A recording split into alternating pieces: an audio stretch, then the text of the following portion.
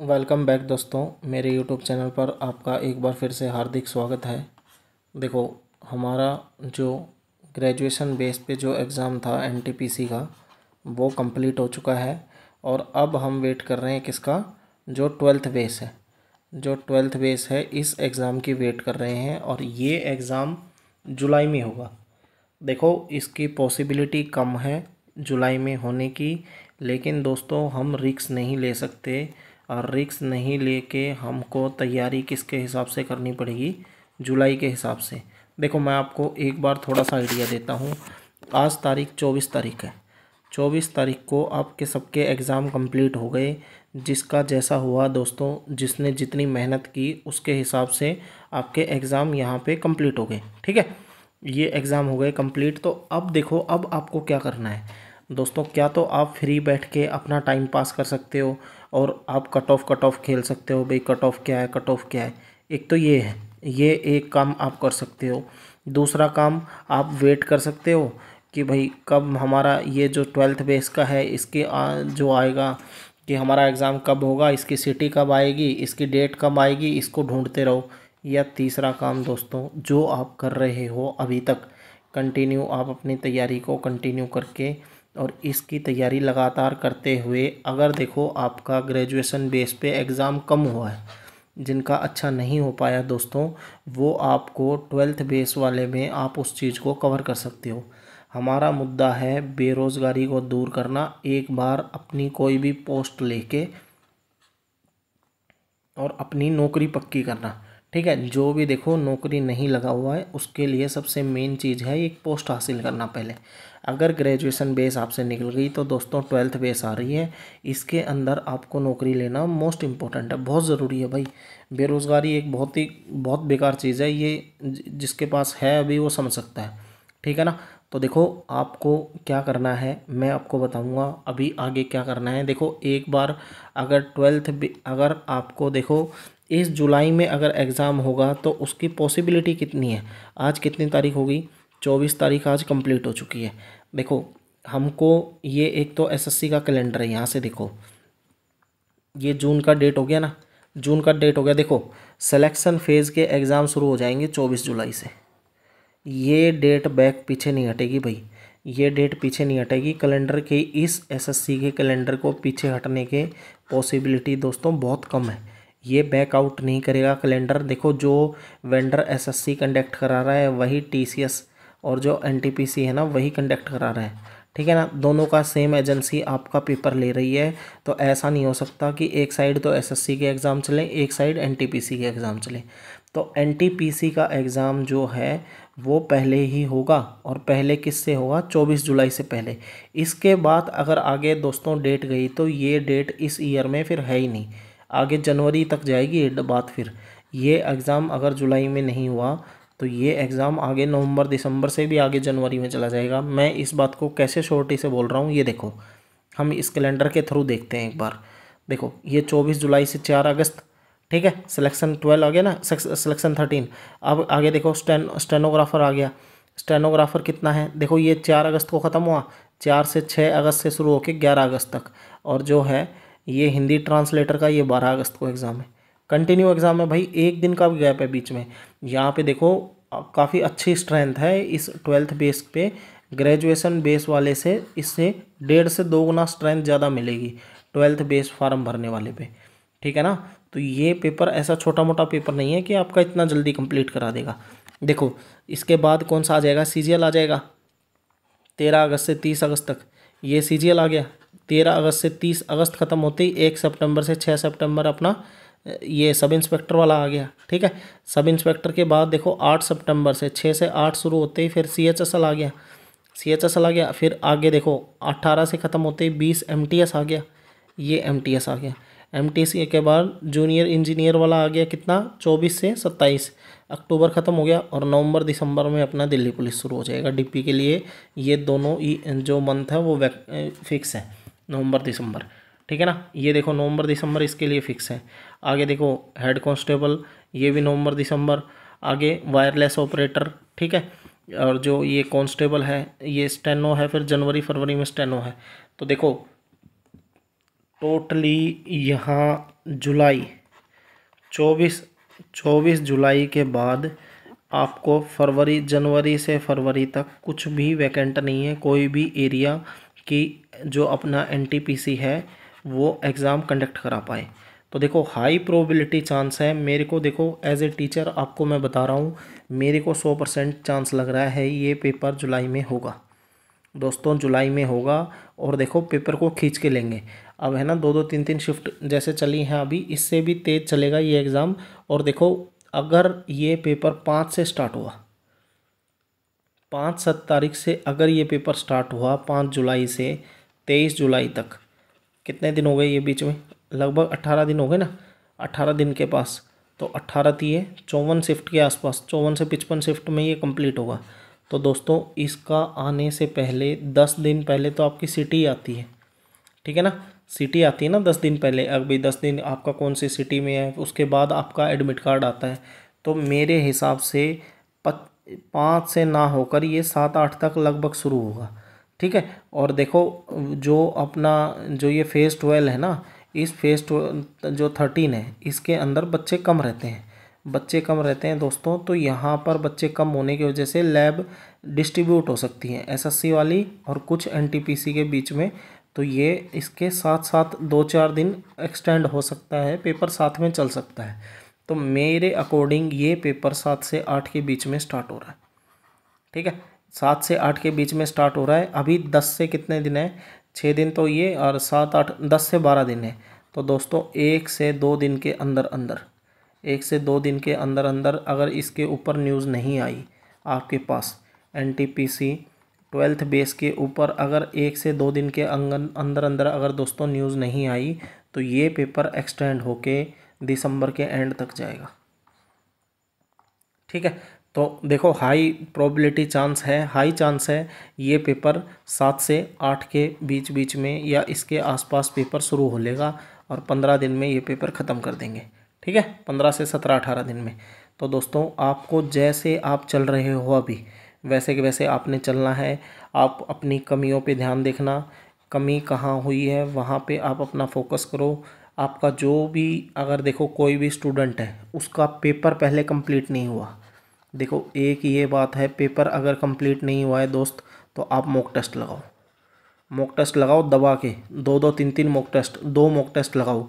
अपनी speed increase करो, उसको सोचने का, क्वेश्चन को सोचने का तरीका, मैथ में ऐसे ऐसे ऐसे फॉर्मूले लगाओ, ऐसे शॉर्टकट्स देखो उन फॉर्मूला के, उन क्वेश्चंस के, कि वो जल्दी कैसे सोल्व होंगे, ठीक है ना।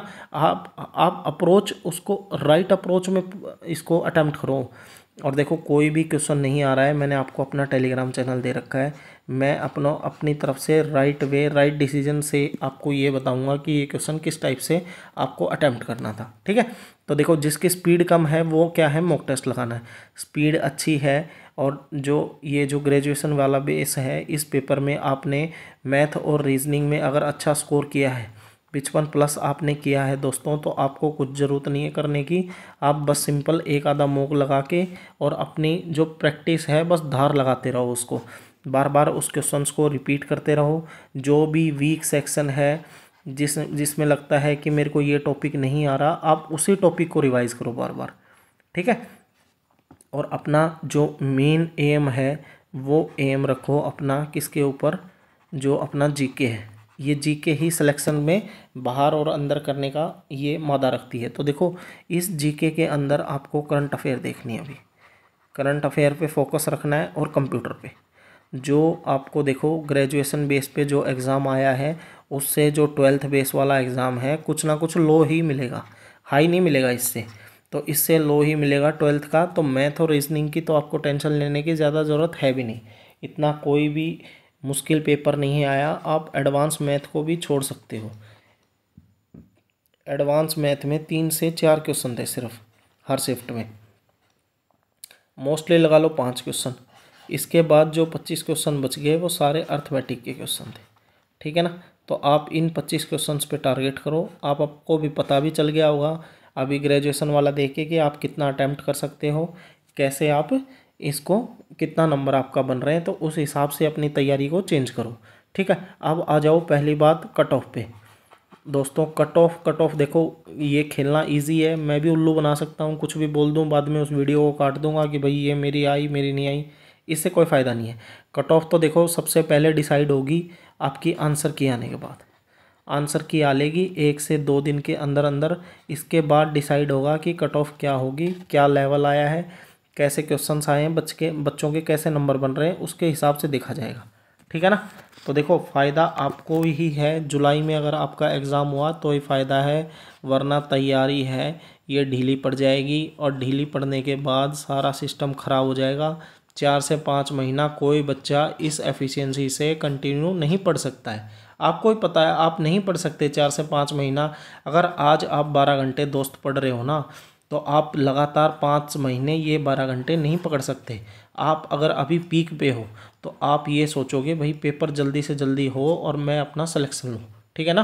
तो ये पेपर आपको जल्दी होने में ही फ़ायदा है, और तभी इस चीज़ का बेनिफिट आपको मिल पाएगा अपनी तैयारी का। ठीक है।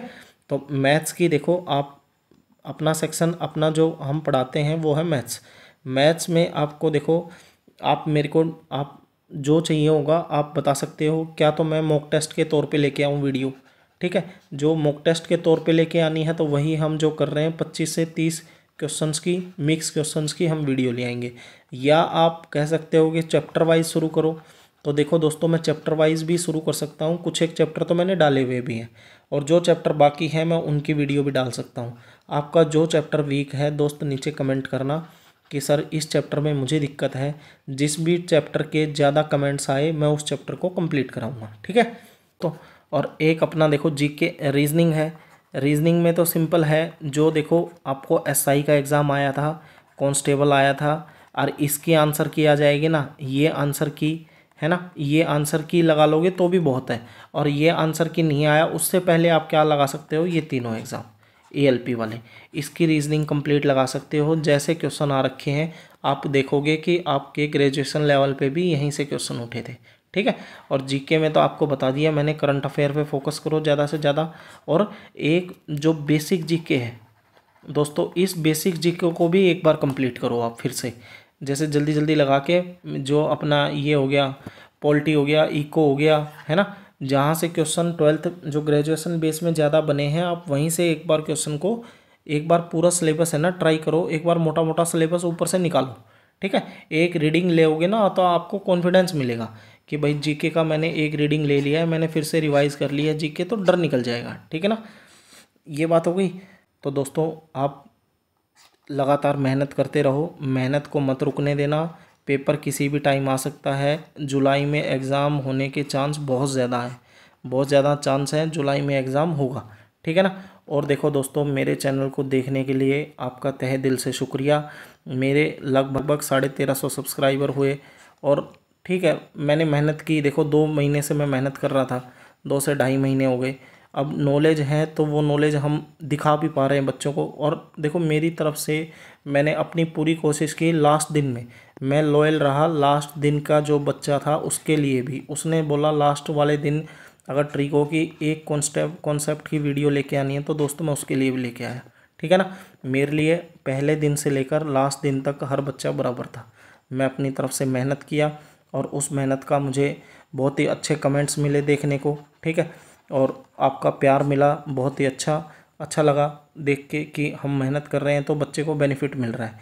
और आपको दोस्तों अगर मेरी वीडियो कुछ भी देख के अगर आपको थोड़ा सा भी हेल्प हुआ है तो मुझे कमेंट करके ज़रूर बताएं। और आपके अच्छे अच्छे कमेंट आज तक आए हैं, मुझे काफ़ी अच्छा लगा ये चीज़ें देख के कि पहली बार किसी ने मुझे मतलब अप्रिशिएट किया इस चीज़ को। ठीक है। तो आगे ही आपके हाथ में है सारी डिसाइड करना कि मैं मॉक टेस्ट के तौर पर वीडियो लेके आऊँ या आप चैप्टर वाइज पढ़ोगे। ठीक है। मेरा एम है दोस्तों मैथ्स के अंदर किसी भी बच्चे का मार्क्स ना कटे, कम से कम मैथ तो कंप्लीट बच्चा करके आए। ठीक है। और मैथ अगर कर गया तो वो दोस्तों रीजनिंग भी कंप्लीट कर जाएगा, और मैथ और रीजनिंग अगर 60 नंबर का स्कोर अच्छा कर पाया तो वो सिलेक्शन की रेस में। ठीक है। तो दोस्तों अगर आपको हम जो भी आपको जिस भी टाइप की कोई भी वीडियो चाहिए, या कोई भी आपको किसी भी टाइप का आपको ये चाहिए कि भाई इस टाइप का मॉक टेस्ट लेके आओ, तो आपको लेवल तक आप बताओगे तो हम वैसे ही करने को तैयार हैं। ठीक है, आप बस पढ़ने वाले बनो, हम पढ़ाने के लिए आपको रात को 12 बजे भी तैयार हैं और दिन के 12 बजे भी तैयार। ठीक है, तो दोस्तों और मेरे टेलीग्राम चैनल को ज्वाइन करो। देखो उस टेलीग्राम चैनल का ये बेनिफिट है, देखो वहाँ पे आपको मिलेंगे 100-150 बंदे मिलेंगे। ठीक है, लेकिन वो 150 बंदों में अगर एक बंदे ने भी आंसर डाला क्वेश्चन, कोई भी सिंपल से सिंपल हार्ड से हार्ड क्वेश्चन डाला, हम कोशिश करते हैं उसको सॉल्यूशन कराने की। ठीक है, अगर आपका कोई भी डाउट अगर क्लियर करने वाला आपके पास बंदा है ना, फिर आप मार खाओगे नहीं। आपका डाउट क्लियर हो रहे हैं तो दोस्तों आपका चैप्टर क्लियर हो रहा है, और चैप्टर क्लियर हो रहा है तो सब्जेक्ट क्लियर हो रहा है, और सब्जेक्ट क्लियर हो रहा है तो दोस्तों पेपर क्लियर हो रहा है। ठीक है, तो मैं एक अपनी जो कट ऑफ की वीडियो है मैं लाऊंगा आंसर की के बाद 1-2 जगह से एनालिसिस करके, हिसाब किताब बैठा के, रो एवरेज स्कोर देख के, उसके हिसाब से मैं अपनी तरफ से कोशिश करूँगा कट ऑफ बताने की। तो मेरे चैनल से दोस्तों जुड़े रहें और इस चैनल को शेयर करें अपने दोस्तों में और फॉलो करें। Thank you. जय हिंद, जय भारत।